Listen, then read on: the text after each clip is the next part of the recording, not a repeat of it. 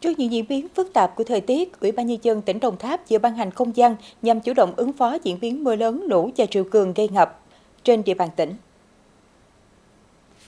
Theo dự báo của Đài khí tượng thủy văn tỉnh Đồng Tháp, mực nước lũ có thể cao hơn đỉnh lũ cùng kỳ năm 2024 từ 0,4 đến 1 m và đỉnh triều cường sẽ cao hơn mức báo động 3 từ 0,1 đến 0,2 m. Tình hình này càng trở nên phức tạp hơn khi xảy ra mưa lớn trên diện rộng.